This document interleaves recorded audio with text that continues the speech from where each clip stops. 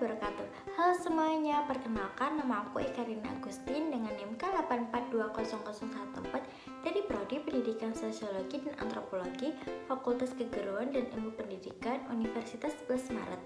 Tujuan dari video ini untuk memenuhi tugas UAS di mata kuliah micro teaching. Nah, di sini aku akan menjelaskan mengenai lembaga sosial. Selamat mendengarkan. Sebelum kita memasuki ke topik pembahasan, alangkah lebih baiknya kita terlebih dahulu dong mengetahui apa itu lembaga sosial. Nah, kira-kira kalian semua sudah tahu belum sih apa itu lembaga sosial? Apa ya? Nah, benar sekali, lembaga sosial atau juga bisa disebut sebagai perantau sosial ini secara umum pengertiannya yaitu sebuah lembaga yang beranggotakan kumpulan masyarakat di mana mereka ini menjadi satu kesatuan dan memiliki kesamaan di dalam visi dan juga misi yang nantinya akan mempengaruhi ke dalam interaksi sosialnya. Sedangkan menurut ahli yaitu Guncar Loningrat, beliau mengatakan lembaga sosial ini merupakan suatu sistem tata kelakuan dan hubungan yang berpusat pada aktivitas untuk memenuhi kompleksitas kebutuhan khusus dalam kehidupan manusia. Nah, lembaga sosial ini berhubungan juga dengan seperangkat norma yang saling berkaitan, bergantung, dan saling mempengaruhi. Nah, selanjutnya ini ada proses terbentuknya lembaga sosial. Terdapat dua proses dalam timbulnya lembaga sosial. Yang pertama yaitu secara tidak terencana, yang kedua secara terencana. Yang pertama secara terencana, lembaga sosial ini lahir secara bertahap berangsur-angsur di dalam praktek kehidupan masyarakat. Sedangkan yang terencana, lembaga sosial ini muncul melalui proses perencanaan yang matang oleh sekelompok atau seseorang yang memiliki wewenang atau kekuasaan.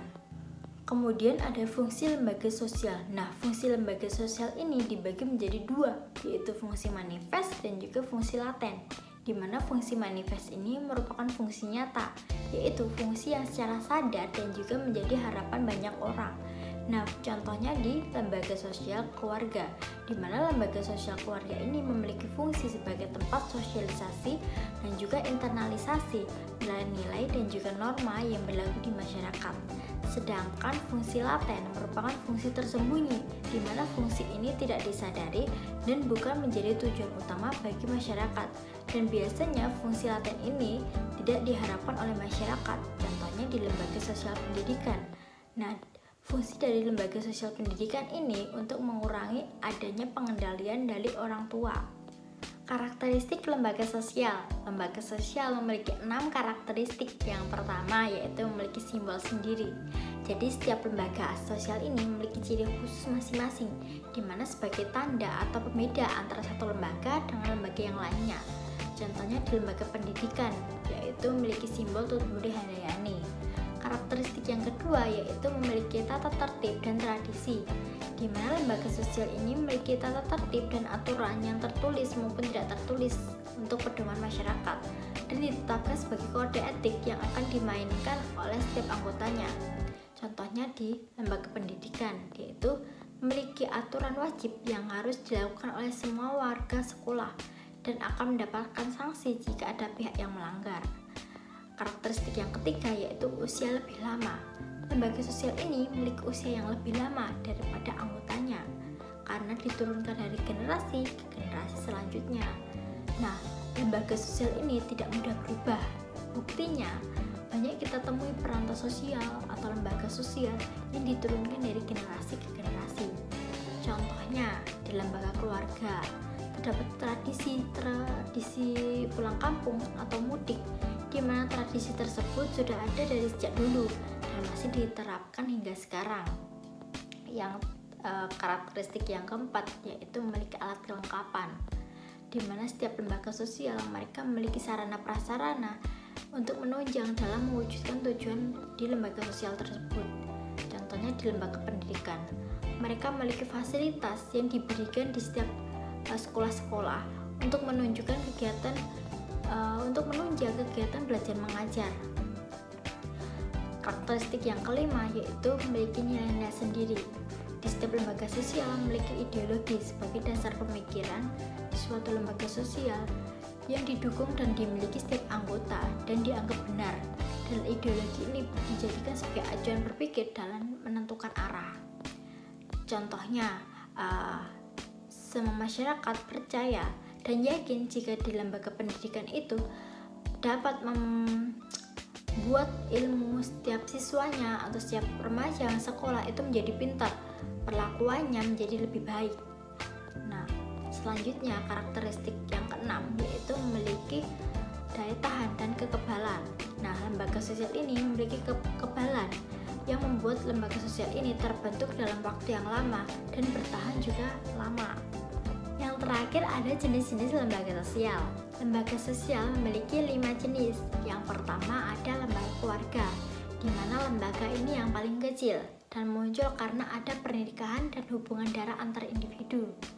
Walaupun dianggap sebagai lembaga yang paling kecil, lembaga keluarga ini memiliki peran dan pengaruh begitu besar di kehidupan masyarakat dan dianggap sebagai lembaga yang primer. Yang kedua ada lembaga pendidikan. Lembaga ini diakui dan memiliki pengaruh yang begitu besar di kehidupan masyarakat. Jadi tempat berlangsungnya proses pendidikan yang memiliki tujuan untuk mengubah perilaku individu menjadi yang lebih baik. Dan lembaga pendidikan ini dibagi menjadi 3 bentuk, yaitu formal, non-formal, dan informal. Contohnya seperti TK, SD, SMP, lembaga khusus, dan masih banyak yang lain. Yang ketiga ada lembaga ekonomi. Lembaga ini memiliki tujuan untuk memenuhi kebutuhan masyarakat. Contohnya pasar, Kementerian Perdagangan, Kementerian Pertanian, dan masih banyak yang lain. Yang keempat yaitu lembaga agama. Lembaga ini mengatur kehidupan manusia dalam beragama. Contohnya seperti NU, Muhammadiyah, MUI, dan masih banyak yang lain. Yang terakhir yaitu politik. Lembaga ini memiliki bentuk kegiatan kelompok masyarakat yang proses pembentukan dan pembagian kekuasaannya itu ditentukan oleh masyarakat di dalamnya.